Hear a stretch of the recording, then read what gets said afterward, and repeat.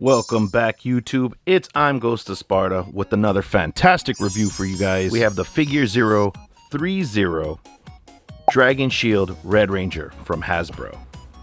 We will be looking at paint apps, sculpt, articulation, and accessories. So make sure to stay through the whole review. And if you like unboxings and action figure reviews, then this is the channel for you. Hit that like button and subscribe, because that's the way you can support this channel. It doesn't take much time and it helps out the channel immensely. Now, with all that being said, let's get to those size comparisons. So now that I have all the figures laid out, we can look at the size comparisons from different action figure companies, and you have NECA, SH Figuarts, another Hasbro Lightning Collection, Marvel Legends, and also ImagineWorks Goku. This figure towers over them because he's 12 inches tall, and you could see that the difference, and if you wanted to put him in a diorama, he would have to be with other 1/6 scale figures. So you have the variety of other figures there, and you can see how the details and everything else is compared to a 1/6 scale figure, unlike a I think those are considered like 1/12 scale figures. So that's your comparison there. Now let's get to the actual review. Alrighty people, so we have the Dragon Shield Red Ranger, and in my opinion this one looks a lot thinner than the original one from the set that I reviewed. If you guys haven't seen those reviews, there'll be a link in the description, also a card in the upper right hand corner, so that way you could check out the rest of these figures from Threezero. Now this figure looks awesome.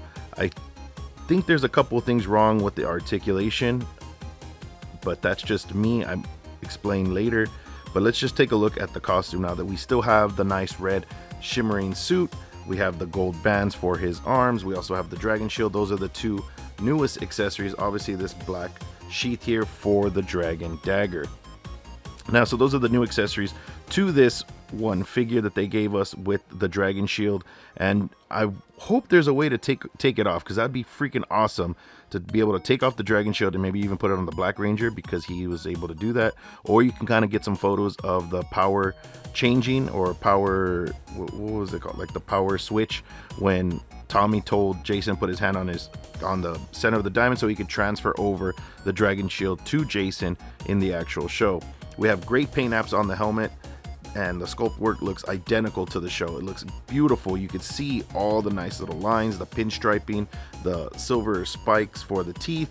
We got the nice visor, nice glossy black. We got the chin here with the good, nice, bright silver, and it just shines everywhere because it's super glossy. I mean, you have a great sculpt for this, and you can't complain about this figure. We have the great sculpt work for the dragon shield as well. This is accurate to the Japanese version, because the American version was a little bit different, but this is accurate to the Japanese version. This is the version of the shield I wish I had when I was a kid, when I used to cosplay as the Power Rangers. We also have the power buckle here, or the belt buckle with the power morpher, and you can see how great the detail is with the Tyrannosaurus power coin.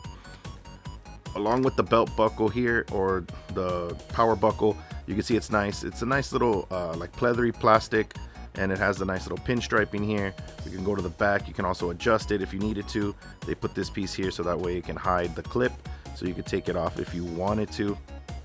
And then all around you can see the nice stitching that they did, and you're gonna see that on a costume like this, so this makes sense. It looks right to the eye. It's not going to be super perfect, because when we watched the show we saw all the seams and everything. We can go to the boots. They're sculpted nicely.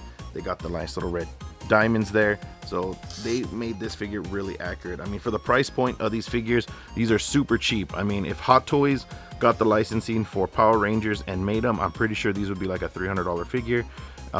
And it would probably look the same. I don't know what Hot Toys might do different. Maybe give us head sculpts of each Ranger's face. That would have been nice, so that way we can have like an unmasked version of the helmet. But with all that being said, let's go to everybody's favorite part, the articulation. Head move back, forward, swivel, arm rotation, hinge, bicep swivel, bend at the elbow, swivel, the hinge. Diaphragm joint back, forward, side to side, waist swivel, leg kicks forward, leg kicks back, swivel, bend at the knee, swivel, hinge. Now off to the accessories. We can see that this Red Ranger comes with 8 pairs of hands, and there's actually only 4 pairs, but he comes with 8 actual individual hands. So the couple hands that he comes with 2 fisted hands, which are right here, that are closed shut. We also have some slightly gripping hands, so that way they can grip the accessories, as in the Dragon Dagger and the Power Sword. We have completely open, relaxed palms, and then we have 2 special hands for him when he's holding the Dragon Flute, like if he was about to summon the Dragon Zord.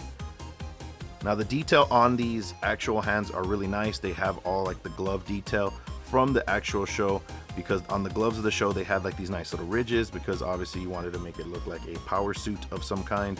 So how else would you be able to make that happen and portray that these things are powerful by putting some extra lines in them? But the detail on these gloves are really nice. They grip everything exactly like they need to, and you're able to get enough poses with this so that way you can satisfy any pose that you need or want to recreate from the show. Last few accessories that this figure comes with. Obviously it wouldn't be a Power Ranger figure without the actual weapons that they use. So we have the Power Sword here, looking great. It's sized very nicely and it is super sharp, so I'd be very careful with that because you can poke someone's eye out. Now the details on this actual accessory look really nice. We have the power coin right here from the Tyrannosaurus, and it's on both sides, and I think they did a pretty good job with the sculpt work of it. I don't know how they were able to paint it and do it, but it looks really nice. We also have the gold lining of the actual wrist guard, and then we have the actual engraving on the sword, which looks like a bunch of little lightning bolts or whatever you want to consider it, but they're all there and it looks really nice. I think it would have been nice if it had like a black wash inside of it, so I might do that to this one, because I have 2. The one came with the set of 6, and then this one obviously is my second one. We also have the gold lining here for the actual handle, and then for the bottom of it looks exactly the same. Now I noticed that there is some paint rub here at the back. I don't know if that was normal or if they're trying to do like battle damage, because I know the Zack battle axe, and if you haven't seen that review you can check out in the link description or check out this little card right here. But yeah, they did have some like battle damage, or it looks like paint scuffs and things like that, so don't know if that was part of it. The next thing we have is the Power Blaster. In the set of 6 they all came with one, so I thought that was really neat. It is actually articulated, you can actually pull it out. So here we have it as in its blaster mode, and then if you open this, which would be the blade, but it's very difficult to get. So you can actually swing out the blaster blade. It's very difficult to do because it is secured tightly at the bottom of this, so you might need some tweezers to be able to take that out. So I'd get some nice, like, you know, delicate tweezers to take this out, so that way you don't ruin the paint. But you can see all the detail that they were able to provide with this. You can see that it says Power Rangers right here on the side, and on the other side it also says it as well. It would have been nice if it said Zoo Ranger to keep it more, you know, traditional, but we could see that it actually is really detailed and really nice. You know, when you put it in the blaster mode, you push this down, push this forward, and there you go, you got the blaster mode. Pull it back, and then you can put it as it's going to go in its sheath. And then we have the last accessory, which is the most exciting one, is the Dragon Dagger. The Dragon Dagger is very detailed and it looks like it came straight out of the show. We have all the gold inlay, it's black, we have the dragon coin here, we have the nice little holes for when he plays the flute, we have this green background, we have the nice silver blade. Yes, it's super pointy. We also have the mouthpiece where he would blow into. If we take a look at the back, we can see more of the detail that they were able to provide. We also have the 3 buttons. As iconic as this blade is, this is probably one of the most iconic weapons in the 90s for a television show for kids that I can think of. Everybody wanted to be the Green Ranger. Everybody wanted this. I remember having one myself when they came out in 1995. So this was pretty interesting to see this in an actual figure form and with this much detail. Now let's go to my final thoughts. I hope everybody enjoyed this review, and I just want to give a little bit of my final thoughts on my reaction with this figure. And I have to say that this figures that I've reviewed all 6 of them. There's still 2 more coming, so stay tuned for that. We'll get the White Ranger, and then we'll also get Lord Draken really soon. So once those come in, I will review those as well. Now these figures are awesome for the price point, between $150 each. You know, I think it's like $130 or $150 each, or you can get the set of 6, which is around $500. And I would try to get them fast before they sell out, because once they sell out, these figures are going to be worth a lot more. Think of them as Hot Toys. Hot Toys sells Spider-Man figures and everything for about $150, $200, and then they go up to almost $1,000. So hurry up and grab these, because the detail on these, the accessories you get on them, the amount of poses you're able to do, the articulation that they're able to give you, the amount of detail. I mean, I can go on and on about how fantastic these figures are.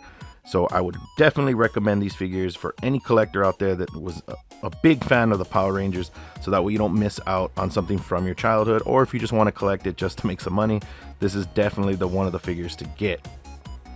So with that being said, I mean, for some gripes, obviously the costume kind of hinders the articulation a little bit.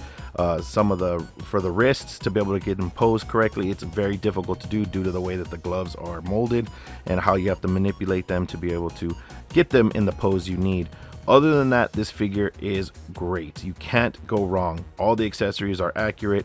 It does everything it needs to do, and you can't want any other figure that gives you all of that. Small gripes, things to get over pretty easily. So I hope you guys enjoyed this review, and if you did, hit that like button because it really helps support the channel, and also subscribe because I'm trying to get to 1,000 subscribers and I can't do that without your guys' help. So please hit that subscribe button so that way you don't miss any new figure reviews from me. I'm Ghost of Sparta. I'll see everybody on the next review.